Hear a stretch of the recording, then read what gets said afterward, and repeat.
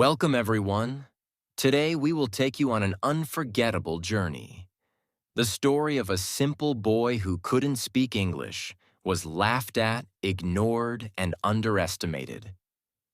But with unstoppable determination and smart strategies, he rose from zero to a powerful speaker, earning in dollars, living his dream life, and inspiring millions. Hello, my name is Ryan, and today I want to tell you how I learned English. This is my story, from struggling with words to speaking fluently. Stay with me till the end, and I promise it'll inspire you. This is a piece of my life that I locked away for years, because every time I remembered it, I felt like a failure. But today, I'm telling you, because maybe, just maybe, you need to hear it. And maybe it will change something in you. Because the truth is, I couldn't speak English. Not a little. Not broken.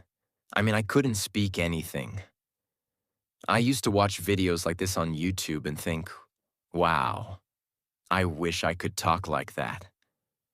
I used to walk past people speaking English in cafes and feel like they were from another world. I used to stay quiet in meetings, ignore messages, cancel interviews, and even avoid talking to people. All because I was scared that they would speak English. I knew what would happen if they did. I would freeze. I would panic. I would feel like a child again. And you know what? That fear didn't come from nowhere. It came from one specific day, one very cold morning, the day I was rejected, the day I lost my confidence, the day that broke me, but also the day that started my journey. So sit back, put away distractions, give me your full attention, not because I'm a teacher, but because I'm just like you. It was Monday, January 14th, 2019, and the air outside was colder than usual in New Jersey. I lived in a small apartment in East Orange, on the third floor of a building that always smelled like old newspapers and burnt toast. My room was simple. A single bed pushed against the corner wall, a broken white desk that my neighbor gave me, and a tall metal lamp that flickered whenever I switched it on. That morning, I woke up around 5:30 a.m., even though my interview was at 9. Not because I needed that much time to get ready, but because I couldn't sleep the entire night. I had an interview at a company called Brightline Communications, a small customer support firm located in Newark. They handled tech support for online shopping platforms. Nothing glamorous, but for me, it was everything. I had been unemployed for 3 months, and my savings were down to $48.13. Rent was due in 12 days. If I didn't get this job, I didn't know what I was going to do. The job itself paid $14.50 an hour, 40 hours a week, which meant just enough to survive. I had applied online and received an email confirmation, and to be honest, that moment felt like winning a lottery. I spent the next 2 days preparing for the interview, but in all the wrong ways. Watching random videos, copying phrases I didn't understand, repeating lines like a robot. But the truth was, I didn't even know how to introduce myself properly. That morning, I shaved my face using cold water because our apartment hadn't had hot water for 2 days. I wore a navy blue shirt that I'd ironed 5 times just to make sure it looked professional. It was a little tight around the neck, but I buttoned it anyway. I didn't have dress pants, so I wore my only black jeans and cleaned my old sneakers with wet wipes. I wanted to look sharp, but I knew deep down that no clothes could hide the fact that I didn't feel confident. My fingers were shaking when I tried to tie my belt. I kept telling myself, just smile, just speak clearly, just be polite. But inside, I was falling apart. I left the apartment at 7:20 a.m. and decided to walk to the interview location, which was about 45 minutes away. I could have taken the bus for $1.60, but I didn't want to risk being late. As I walked, I kept repeating my introduction in my head. Good morning, sir. My name is Ryan. Thank you for giving me this opportunity. I'm hardworking, quick learner, and I stopped walking. I forgot the line. I stood there on the sidewalk with my mouth open and my brain completely blank. A man walking his dog passed by and looked at me strangely. I smiled awkwardly and kept walking, but I could already feel the fear building inside my chest. I passed by a Starbucks and saw two young men talking loudly in English. Their sentences were so fast, so natural. I caught a few words. Weekend, Netflix, deadline, and I suddenly felt like I didn't belong in this country. How do they speak like that? I thought. How do they know what to say next? It felt like they were part of a club that I could never join. I reached Brightline Communications at 8:10 a.m., way too early. The office was on the 5th floor of a gray building with glass doors and a silver elevator that smelled like cheap perfume. I sat in the hallway outside the office pretending to check my phone, even though I had no internet. I looked around. Two other candidates were waiting, both wearing proper suits, polished shoes. One even had a brown leather folder. I started to feel smaller and smaller, like I had walked into the wrong room, like maybe I should just leave. At exactly 9 o'clock, a lady with red lipstick and a clipboard came out and said, "Ryan?" I stood up too quickly and almost dropped my phone. "Yes, I'm here."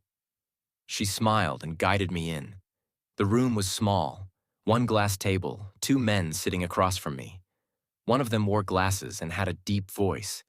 He said, "Hi, Ryan. Tell me about yourself." And that was the moment. That was the exact second when everything I had prepared just disappeared. I opened my mouth. No sound. I tried again. My, I'm, I'm named Ryan. I very hard work. Good job.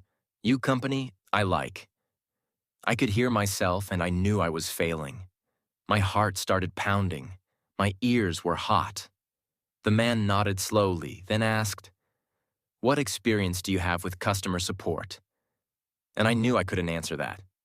Not in English. I tried to say something. Anything.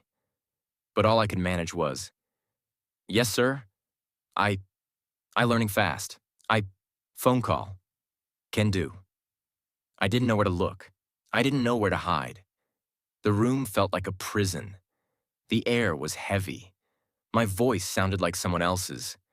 The interview lasted 3 minutes. The man closed my resume, smiled politely, and said, "Thanks for coming, Ryan. We'll contact you." I knew what that meant. I walked out, kept my head down, didn't even take the elevator. I walked down all 5 floors without saying a word. I didn't cry. I didn't scream. I just walked, block after block. I didn't know where I was going. I ended up in a small park near Branch Brook. I sat on a bench for almost an hour. I kept replaying the moment in my head, my broken sentences, their confused looks, the silence. I hated myself. I hated my voice. I hated the fact that I had let this happen. Again, I had applied to 5 jobs in the past, all rejected, all because I couldn't speak. And now, even this small job was gone. I looked around. People were walking their dogs, kids were laughing, everything was moving, everything had sound. And yet, I felt completely frozen, like time had stopped for me. That day, I went home and didn't speak to anyone. I skipped dinner. I turned off my phone. I just lay on my bed, staring at the ceiling, repeating one question again and again. Is this going to be my life? That night, I didn't eat. I didn't speak. I didn't even touch my phone. I lay on that single bed inside my cold apartment, still wearing the same tight navy blue shirt from the interview, my belt digging into my waist, my back aching, my throat dry, and my mind completely broken. For the first time in my life, I felt like I had nothing. No job, no money, no skills, no self-respect. Just a cheap phone with no data, a broken desk with 3 books I never read, and an invisible wall between me and the world. The English language. And as I stared at the ceiling in silence, something in me snapped. A thought came into my head like a whisper, so soft I almost ignored it. No one is coming to save you. I sat up. My room was dark, except for the streetlight outside the window. I stared at the shadow on the wall and I said out loud, in my broken English, "If I don't fix this, I will die this way." That night, January 14th, 2019, I made a promise that changed my life. I didn't care how long it would take. I didn't care how hard it would be. I didn't care how many times I would fail again. I was going to learn English. Not try, not maybe, not a little bit. I would learn it so well that no one could ignore me ever again. And I started that very night. Not next week, not tomorrow. Right then. At 1:32 a.m., I opened the drawer beside my bed, took out an old notebook, and wrote one sentence at the top of the page. I speak English fluently. I just don't know it yet. I didn't even know if that sentence was grammatically correct. But I didn't care. It felt true. It felt powerful. It felt like the beginning. I created a system, not based on apps, not on expensive courses, not on fancy schools. Just pure hunger, pure discipline, and real actions. Here's exactly what I did. Step by step, day by day. Step 1. I started with my mouth, not my ears. Most people begin by listening or reading, but not me. I had a mirror in my room, tall, cracked in one corner. I stood in front of it at 2 a.m. and said, "Hello, my name is Ryan. I am learning English." It felt strange, robotic, unnatural, but I repeated it 10 times. And I did it again the next day, and the next, every morning and every night. Then I moved to, "Today I woke up early. I will go to the store. I am not afraid anymore." Each sentence was simple, but it forced my mouth to get used to the sounds. I wasn't just learning English. I was becoming a speaker. Step 2. I created a survival English wall. I took paper and taped it all over my wall. One paper said, "How to order food in English. I'd like a sandwich, please. Can I get a coffee with milk? Do you accept card?" Another paper said, "How to answer the phone in English. Good morning, this is Ryan speaking. How may I help you today? One moment, please." I added a new paper every 3 days. Soon, my entire wall was covered. I didn't need a classroom. My wall became my teacher. Step 3. The 1-1-1 method. This was my secret weapon. I still use it today. 1 hour, 1 topic, 1 result, every single day. Day 1. Topic: talking about yourself. I spent 1 hour watching YouTube videos on self-introductions. Wrote down 5 key sentences. Memorized them. Practiced them 10 times in the mirror. Then I recorded myself speaking those 5 lines. At the end of the hour, I didn't just study. I had a result. I could now introduce myself better than yesterday. I did this every day. Day 2. Asking for directions. Day 3. At the grocery store. Day 4. Describing my job. Day 5. Talking about my family. Day 6. How to give your opinion. Day 7. Small talk with strangers. And I kept going. Step 4. I built my English identity. I started writing everything in English. To-do list, English. Dreams, English. Thoughts, English. I even gave myself a rule. From now on, Ryan only thinks in English. I made mistakes, so many mistakes, but I wrote every single day. Today, I feel lonely, but I keep going. My dream is to speak in front of people one day. I am scared but proud. I am learning. I wrote with broken grammar. I used Google Translate sometimes, but I kept writing. One day, I wrote, I believe in myself. I believe in my voice.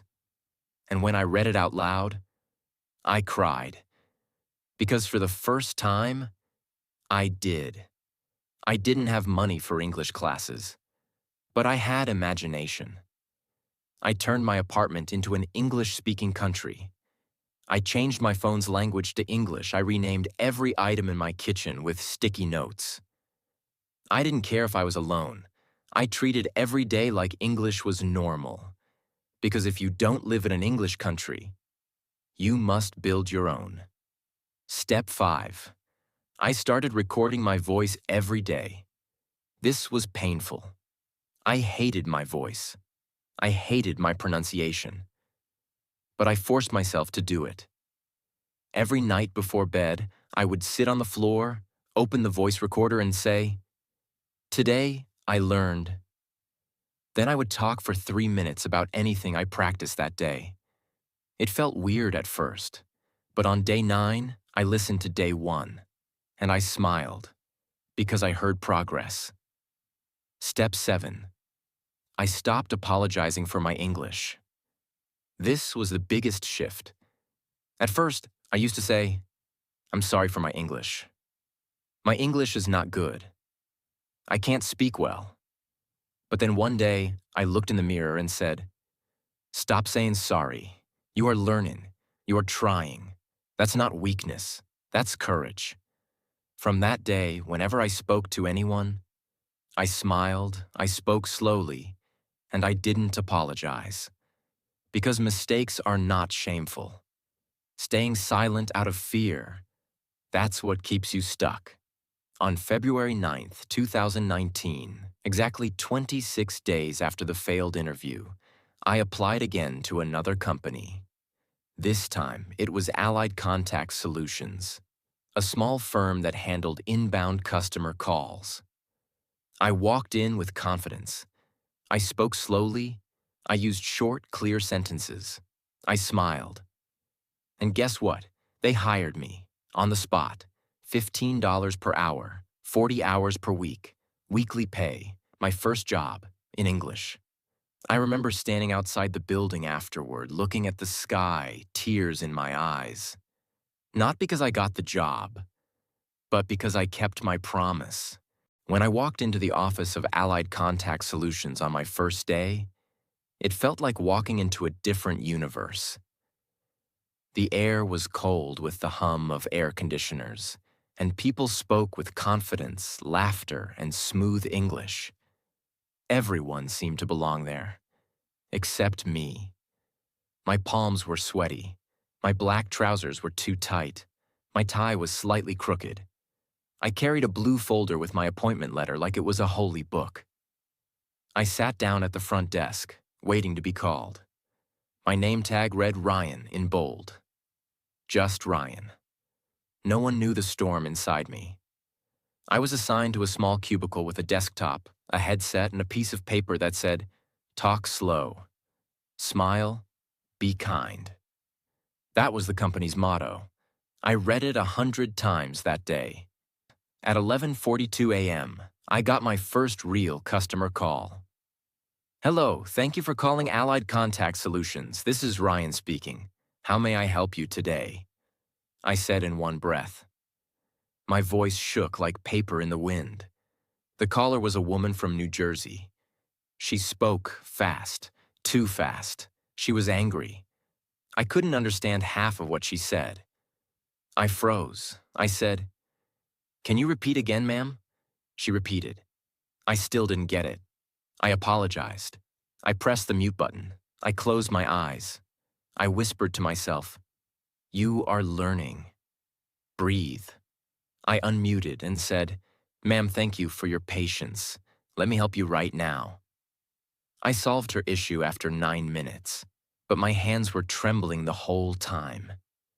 When the call ended, I put the headset down and almost cried. Not because it was hard, but because I didn't give up. I stayed. I faced it. I finished the call. For the first 2 weeks, I made many mistakes. I said he instead of she. I pronounced receipt as recipit. I said I am agree instead of I agree. My teammates laughed sometimes, but not in a cruel way. They liked me because I tried. I smiled. I greeted everyone with, "Good morning. How are you today?" I stayed late after work. I cleaned my desk. I thanked people. I helped others when I could. One girl, Jessica, from the next cubicle once said, "You know, Ryan, your English isn't perfect, but your attitude is." That stayed with me. I built a powerful routine after work. No partying, no distractions. I was on a mission. I made a plan called the Real Fluency System. Here is what I did every single day after work. The after-work reflection. Every day, 6:30 p.m. to 7 p.m. I would walk home and talk to myself in English out loud. Today, I handled 32 calls. I learned how to say, "Could you please spell that?" I made a mistake, but I said sorry politely. I would record this on my phone every day. I called it my daily English diary. Vocabulary building. 7:15 p.m. to 8 p.m. I didn't just read words, I collected them. I created a notebook with these 4 columns. Word, meaning in easy English. Example sentence, my own sentence. For example, word, apologize, meaning to say sorry. Example, I apologize for the delay. My sentence, I apologize when I make mistake at work. Every night I learned 5 words, not 50, just 5. But I used them in sentences. I spoke them. I owned them. Pronunciation practice, 8:15 p.m. to 9 p.m.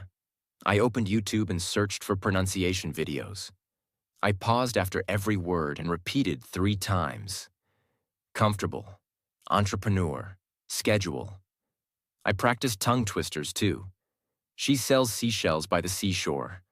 Red lorry, yellow lorry. Peter Piper picked a peck of pickled peppers. I laughed. I failed. I tried again. My tongue started dancing with English sounds. Real-life English simulations, 9:15 p.m. to 10 p.m. I acted like I was in real situations, ordering food. "Hi, can I get a chicken sandwich, please?" "No onions. Thanks." Talking to HR. "Excuse me, I had a question about my salary slip." Small talk. "How was your weekend?" "Oh, really? That sounds fun." I would stand in front of the mirror and practice like an actor. Weekly public speaking, every Sunday. Every Sunday, I recorded a 3-minute speech on a topic. Week 1.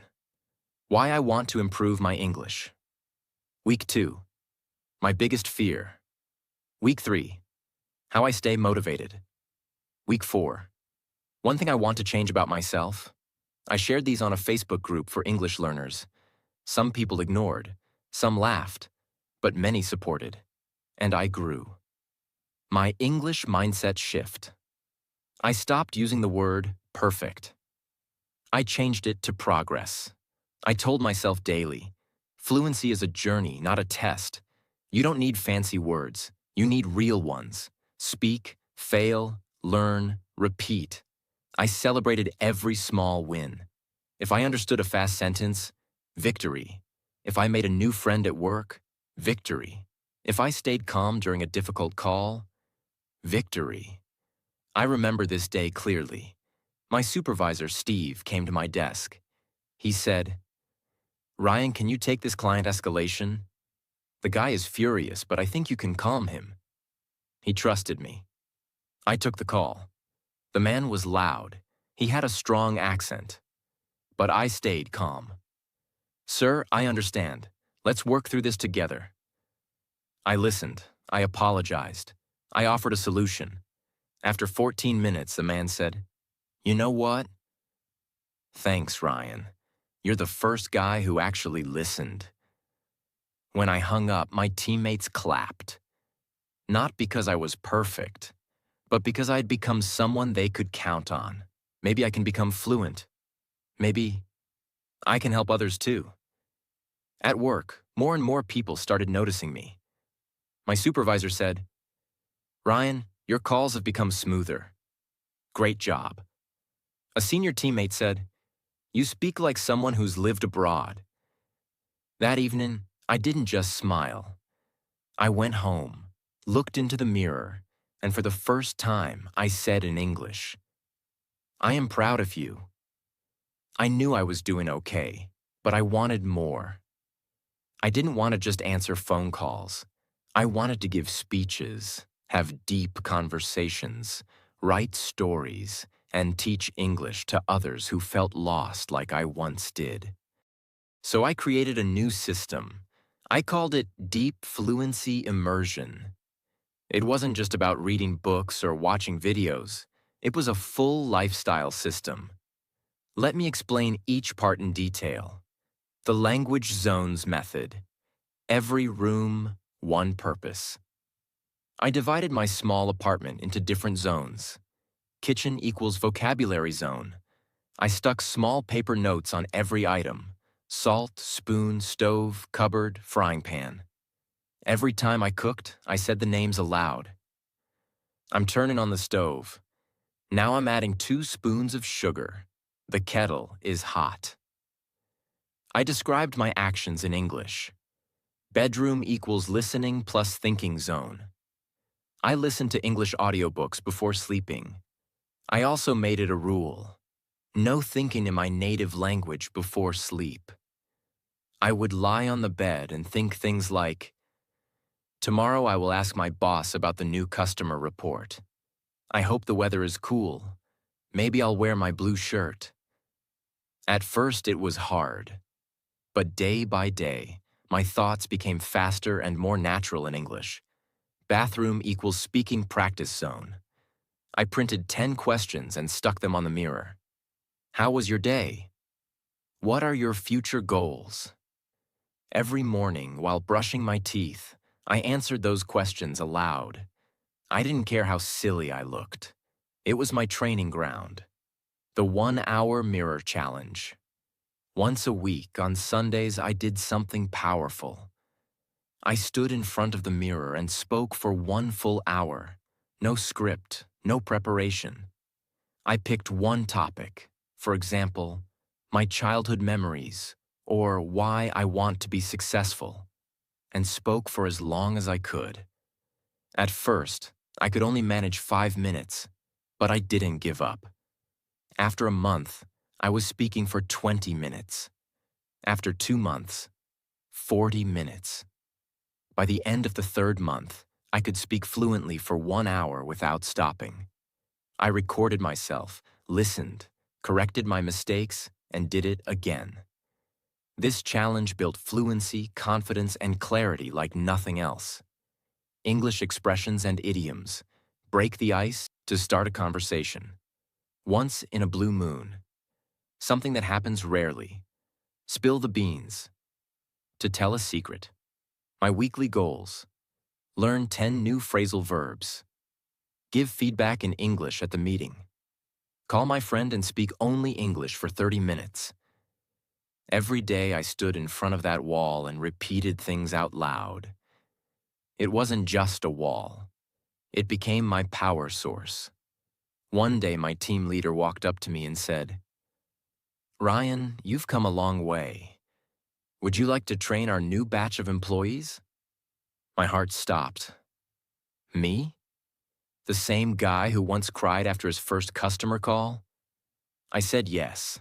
That weekend, I sat down and prepared everything. Examples, common customer phrases, role-play activities. On Monday, I stood in front of 20 new employees and delivered my first session. I wasn't perfect. I made mistakes, but people smiled, they listened, they nodded. After the session, one girl came to me and said, "Thank you. I was so nervous before, but you made me feel like I can do this." That night, I cried again, but not from pain, from pride. 1 year later, I was invited to speak at an event called English Rising Stars in my city. There were 400 people in the audience. I walked on stage in a white shirt and black jeans. I looked at the crowd, smiled, and took a deep breath. Then I said, 3 years ago, I was afraid to say my own name on a phone call. Today, I'm standing here not because I'm special, but because I didn't stop. I believe that fluency is not born. It's built, brick by brick, word by word, mistake by mistake. People clapped. Some even cried. When the event ended, a boy ran to me and hugged me tightly. He whispered, "You told my story. Thank you." After that stage event, Ryan wasn't the same man anymore. His shoulders were straighter. His walk was confident. His voice had a calm strength that made people listen. The boy who once whispered English in the bathroom was now training hundreds of people, helping strangers believe in themselves, and building a beautiful life step by step. He didn't live in a small shared room anymore. He moved into a bright one-bedroom apartment with wooden floors, white curtains, a bookshelf full of English novels, and a little balcony filled with plants he watered every morning. And yes, there was still a mirror on the wall.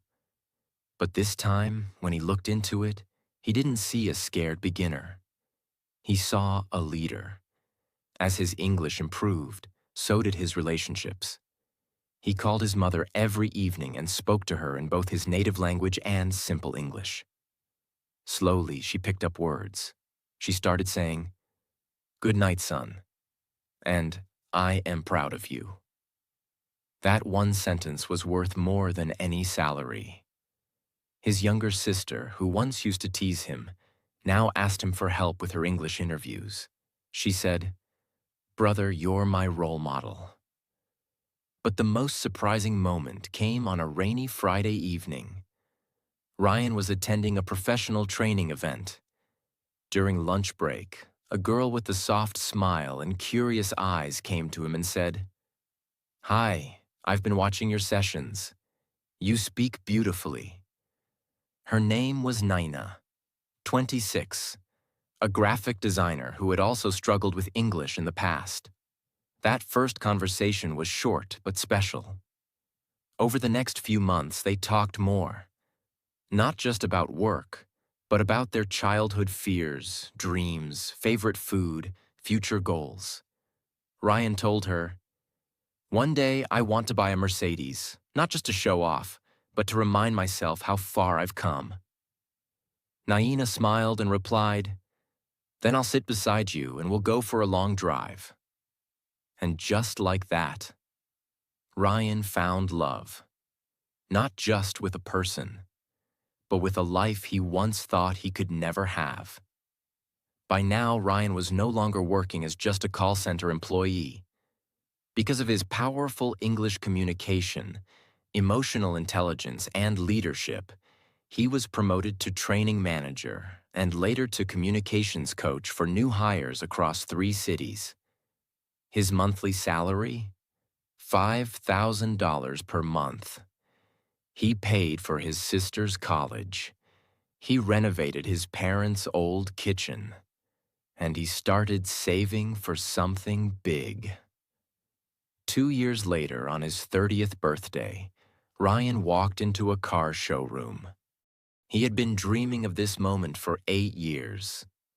He placed his hand on the car, Mercedes-Benz G-Class, G-Wagon, and whispered, "We made it." When he drove it out of the showroom, his eyes were wet.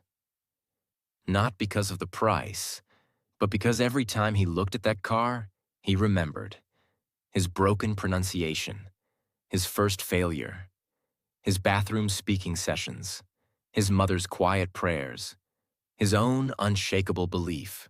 In the years that followed, Ryan became not just a coach, but a life guide. He believed that learning English was not just about speaking. It was about healing, becoming brave, and believing you are enough. Here are his top 10 life-changing lessons that he shared with every student. 1. English is not hard. It's unfamiliar. Get familiar. He said, speak with yourself. Think in English. Don't study it like a subject. Live it like a language. 2. Fluency is not fast speaking. It's clear, confident speaking. Slow down. Pause. Be calm. A powerful speaker speaks with heart, not just with words. 3. Practice doesn't make perfect. Practice makes progress. He reminded everyone, perfection is a trap, but progress, that's victory. 4. Learn English the way babies learn. See, hear, speak, daily. No grammar books at first. Listen, repeat, use, just like children. 5. Use mirror method daily. Speak to yourself every day. Even 5 minutes a day in front of the mirror can change your confidence. 6. Use describe the action method. Every time you do something, describe it in English. I am opening the window. I am brushing my hair. I am feeling happy. 7. Make a word notebook. Carry it everywhere. Write 5 new words daily. Use each in 3 different sentences that relate to your life. 8. Watch with subtitles, then without. He told his students, first understand, then feel, then speak like them. 9. Don't be afraid to make mistakes. Be afraid to stay the same. Every mistake is a brick. Keep building. 10. Teach one person what you learn.